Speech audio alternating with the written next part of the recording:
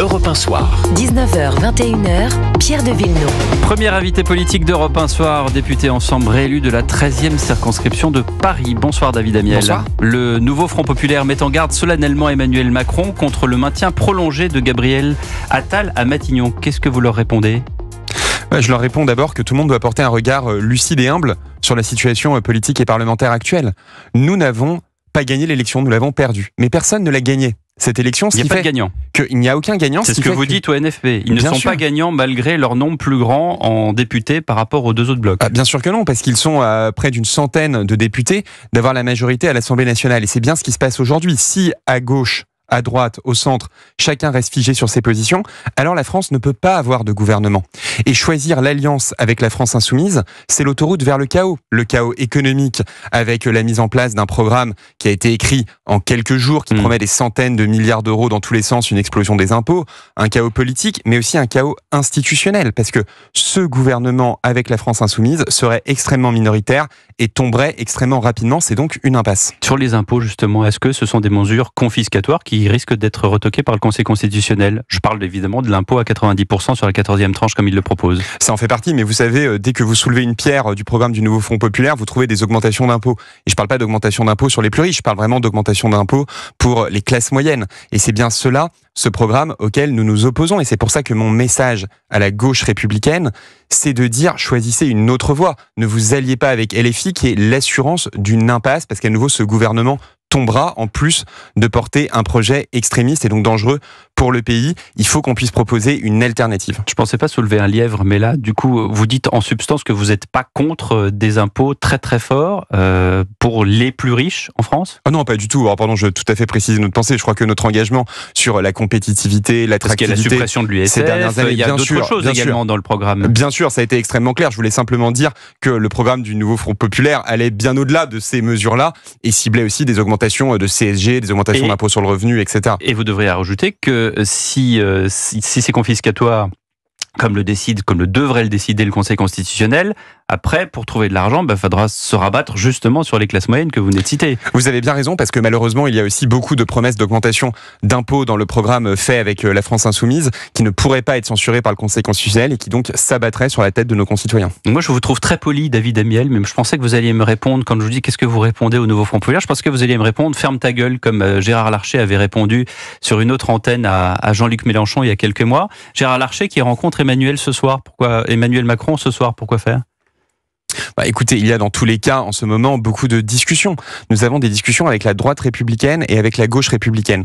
Je l'ai dit, personne n'a gagné cette élection. Et donc, le bloc central, pas plus que les autres, n'est capable aujourd'hui de former un gouvernement qui réponde à la situation de l'Assemblée nationale et qui réponde d'ailleurs sans doute aux exigences du pays. Il y a deux choses qui m'ont marqué dans cette campagne. La première, c'est une demande d'autorité, de fermeté. Très forte sur les questions liées notamment à l'insécurité qu'on voit dans des territoires extrêmement différents, à la ville, à la campagne. Je sais que c'est des questions que porte la droite républicaine. Je pense que sur ces questions-là, nous pouvons avancer avec elle.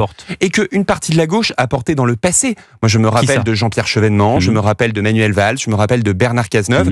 Et je sais qu'il y a beaucoup d'élus de gauche qui voient bien sur le terrain à quel point on a besoin de l'autorité de la République pour défendre précisément les classes populaires qui sont souvent les premières victimes de l'insécurité. Et puis je vois aussi une demande de justice sociale, de revalorisation, de soutien des classes populaires et des classes moyennes, de tous ceux qui ont du mal à remplir le frigo à la fin du mois. Et pour ces personnes-là, je sais aussi qu'il y a une demande extrêmement forte, celle que porte en partie la gauche, mais qui va au-delà même de l'électorat de gauche, à laquelle nous pouvons répondre. Et donc je suis convaincu que nous pouvons arriver, en nous donnant le temps, en nous donnant une méthode, en nous donnant un calendrier, à trouver une solution alternative à nouveau au chaos institutionnel que promettrait sinon le nouveau Front Populaire. Le temps au temps, combien de temps on ne sait pas. La décision appartient au président de la République. On le voit, réunion à la demande du chef de l'État avec Gérard Larcher, à laquelle le président du Sénat répond comme d'habitude, mais pour écouter et sans proposition à soumettre. Vous-même, je crois, vous allez à un dîner ce soir autour de Gabriel Attal avec les élus et les battus du camp présidentiel. Avant, on disait la majorité présidentielle, maintenant du camp présidentiel. Là aussi, on va brainstormer en bon français pour essayer de trouver des solutions. Bien sûr, il faut avoir les idées claires. Vous savez, dans la plupart des pays qui sont confrontés à ces situations-là, et c'est le cas de beaucoup de nos voisins qui sont des régimes parlementaires, ça prend du temps de forger une coalition, notamment quand on veut faire les choses. Les voisins actuellement ne sont pas dans une impasse politique comme nous. Non, mais nos voisins, je pense par exemple aux Allemands, quand ils ont une élection, en Allemagne. Et souvent, il y a 2 mois. Pas, oui, mais c'est parce que c'est un système de coalition, ils sont habitués. Nous, on n'est pas habitués au système de coalition. Mais vous avez raison, mais il n'y a pas de fatalité à ce que la France ne sache pas faire ce que d'autres pays ont fait. Il n'y a pas de fatalité à ce que nous nous résignions. Et moi, je ne me résigne pas à laisser notre pays dans un chaos total pour les mois qui viennent. Je crois que c'est notre responsabilité de trouver une alternative. Et c'est pour ça que je dis à la gauche républicaine, préférez votre pays à LFI. Mais qu'est-ce qu'on Construisez vous répond avec nous plutôt que de choisir l'extrême gauche. Qu'est-ce qu'on vous répond jusqu'à présent, puisque vous parlez à la gauche républicaine? Qu'est-ce qu'on vous répond jusqu'à présent? Alors, on a l'impression que le NFP est terré de son côté, qu'ils discutent d'ailleurs de leur côté. On verra d'ailleurs avec Cyrielle Châtelain des Verts ce qu'il en est tout à l'heure à 20h10. Mais est-ce qu'il y a des passerelles? Est-ce que vous avez, vous, des câbles, entre guillemets, comme on dit, avec justement la gauche républicaine que vous citez? Oui, moi je vois des élus de gauche qui ont envie d'abord d'avoir des progrès concrets pour à nouveau les classes populaires, les classes moyennes, et qui voient bien que l'alliance avec LFI conduira uniquement à la crise économique, j'aimerais bien venir dans votre coalition, mais je peux pas trahir ma famille politique. Je pense qu'ils ont besoin de temps, parce que les élections ont eu lieu dimanche dernier, et qu'on a besoin de pouvoir aussi faire l'état des lieux de la situation politique parlementaire. Vous l'avez dit, c'est un changement culturel important, ça se perd pas en une nuit entre le dimanche et le lundi, et donc on a ces jours-ci qui sont extrêmement à nouveau importants. Mais je reviens à l'élément que vous avez évoqué d'abord, sur la question de la clarté. Je pense qu'il faut d'abord savoir ce qui est inacceptable pour nous. Ce qui est inacceptable, c'est un gouvernement avec la France insoumise.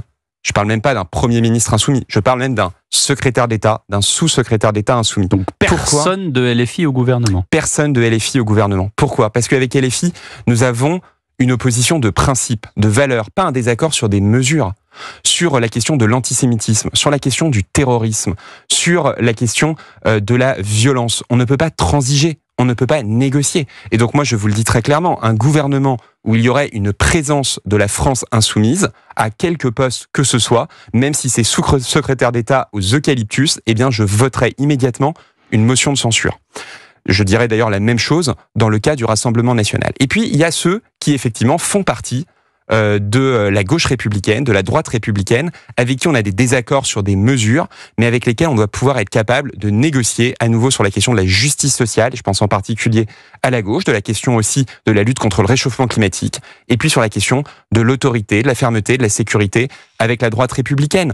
Et les uns et les autres ne peuvent pas être les Ponce Pilate de la situation politique actuelle. La droite républicaine ne peut pas se laver les mains de ce qui arrive au pays. Elle a la responsabilité de pouvoir négocier, discuter avec nous pour pouvoir à nouveau proposer une alternative à ce que serait sinon le désastre de l'extrême gauche. Pourquoi vous dites tout d'un coup que la droite républicaine se lave les mains de ce qui se passe dans le pays? Vous avez ce sentiment? Non, je n'ai pas dit ça, je lui ai dit ne le faites pas. Nous sommes à nouveau au début des négociations. Mais pourquoi même le dire alors il y aurait parce qu'il y a deux attitudes possibles. Oui. Vous pouvez vous dire je ne rentrerai dans aucune discussion et je m'en lave les mains, ou bien vous dites je suis prêt à prendre langue avec le bloc central, et à nouveau je m'adresse autant à la droite qu'à la gauche républicaine, et à discuter mesure par mesure, programme par programme. Ça prend forcément du temps, parce que ce sont des discussions compliquées, parce que ce sont des choses sérieuses que de préparer le gouvernement de la France, mais je pense que c'est une attitude responsable qui est indispensable dans la période que l'on vit. Je rappelle quand même qu'on est avec une dette publique énorme, qu'on est dans une période de guerre en Europe, et que la France ne peut pas se permettre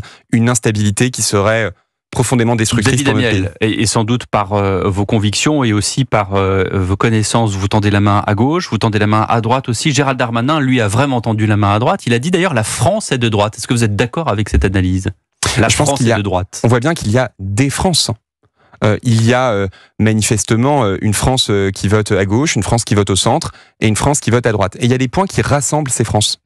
Je crois à nouveau que la question de la justice sociale, vous la trouvez dans des gens qui votent à gauche, et vous la trouvez chez des électeurs qui ont voté par exemple pour le Rassemblement national, pour exprimer aussi une colère sociale, une colère face à la désindustrialisation, un besoin de reconnaissance, un sentiment que les efforts pèsent toujours sur les mêmes. Et la question de la sécurité, c'est pareil. Bien sûr qu'elle est exprimée fortement par la droite, mais vous la trouvez aussi chez beaucoup de personnes qui votent à gauche. D'ailleurs, beaucoup de personnes qui, par exemple, dans ma propre campagne législative, m'ont dit qu'ils avaient voté pour Raphaël Glucksmann lors des élections européennes, parce qu'ils voulaient qu'on aille plus loin sur la question des services publics, sur la question de la lutte contre le réchauffement climatique, mais qu'ils n'acceptaient pas le comportement de la France insoumise, son mépris de la police, son déni face à l'insécurité, sa complaisance face au communautarisme ou à l'antisémitisme. En coulisses, David Amiel, il y a beaucoup d'acrimonie envers le président après cette dissolution qui a conduit la majorité présidentielle à devenir la minorité présidentielle. Le président qui d'ailleurs part à Washington, on a bien vu qu'il a différé son voyage, mais enfin il part quand même parce que c'est son rôle également d'assister à ce sommet qui est important.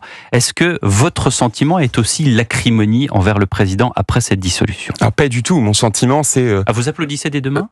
Mais nous sommes dans une situation dans laquelle nous sommes parlementaires. Notre responsabilité aujourd'hui, ce n'est pas d'avoir des états d'âme, de l'acrimonie, du commentaire. Absolument pas. Vous n'avez pas le droit d'avoir un avis, ce que les gens me demandent, c'est de savoir ce que je fais pour permettre à la France d'avoir un gouvernement qui défend les principes républicains essentiels. Après la cour de fête, entre guillemets. Nous sommes dans ce moment-là. Mais vous savez, c'est une élection.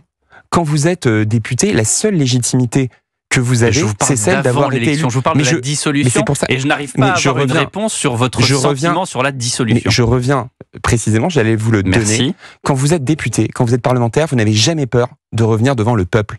Parce que c'est là dont vous tirez toute la légitimité. Moi, depuis 2 ans, je suis en permanence au contact des habitants de ma circonscription. Eh bien, à tout moment, je suis prêt à revenir devant eux. Vous m'avez pas répondu. Maintenant, nous y sommes. Nous devons pouvoir construire un gouvernement. Le soir où on annonce la dissolution, vous réagissez comment, David Amiel? Eh ben, je repars en campagne. Et vous trouvez ça normal?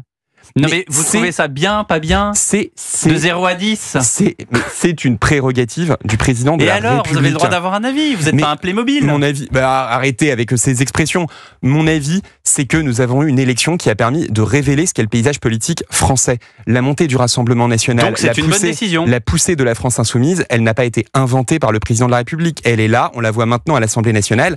La question est donc de savoir désormais comment on se sort de cette situation qui est effectivement très compliquée, mais qui reflète aussi les fractures françaises. Merci David Amiel d'avoir été notre premier invité dans Europe 1 Soir.